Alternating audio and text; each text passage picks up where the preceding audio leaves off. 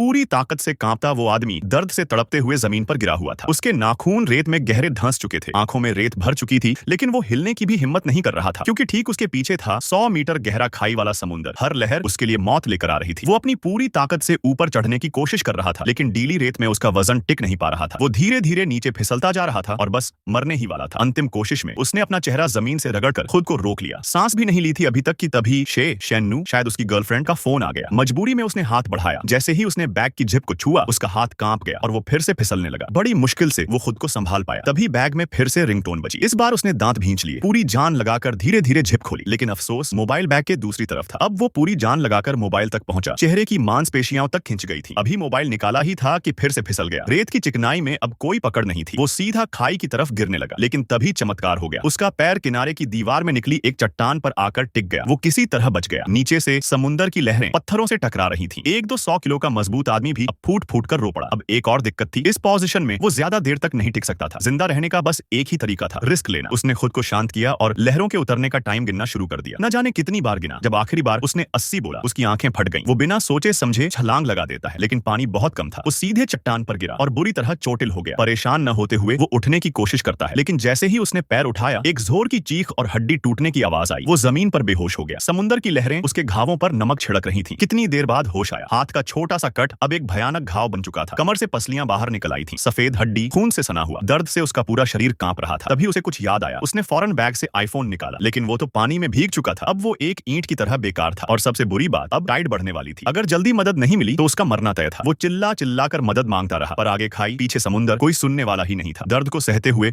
उसने अपनी जैकेट निकाली और घाव पर बांध दी। इसके बाद वो दोबारा बेहोश हो गया। उसे नहीं पता था कि पानी का स्तर लगातार बढ़ रहा है और थोड़ी ही देर में उसे पूरी तरह डुबो देगा। जब दोबारा होश आया तो लहरें उसे खींचती हुई ले गई। वो एक पत्थर पकड़कर टिकने की कोशिश करता है, पर पानी अब उसके गले तक आ चुका था। अब बचने का कोई रास्ता नहीं था। वो खुद को समुद्र में धकेल देता है। बहुत देर तक तैरता है, पर उसका पूरा शरीर घायल था। उसने बहुत सारा खारा पानी पी लिया। आसमान के नीचे समुद्र के बीच कहीं जमीन नजर नहीं आ रही थी। अब उसकी ताकत भी जवाब दे रही थी। थोड़ी ही देर में वो बेहोश होने लगता है। फिर अचानक उसके पैर नीचे जमीन से टकराते हैं। तभी उसका दिमाग फ्लैशबैक में चला जाता है। गर्लफ्रेंड के साथ बिताए खुशनुमा पल आंखों के सामने आ जाते हैं। उसने आंखें खोल दी। मुझे अभी नहीं मरना, ये सोचते हुए उसने पूरी जान से ऊपर तैरने की कोशिश की, लेकिन समुद्र तो विशाल था। उसकी ताकत भी अब जवाब दे रही थी। ठीक जब वो ऊपर पहुंचने ही वाला था, वो फिर नीचे डूब गया। सामने थी सूरज की रोशनी, लेकिन अब वो बिल्कुल बेबस था। उसने आंखें बंद कर ली और मरने का इंतजार करने लगा। तभी एक और चमत्कार हुआ। ऊपर से एक रेस्क्यू बोट धीरे धीरे आ रही थी। एक लाइफगार्ड पानी में कूदा और उसकी ओर तैरने लगा।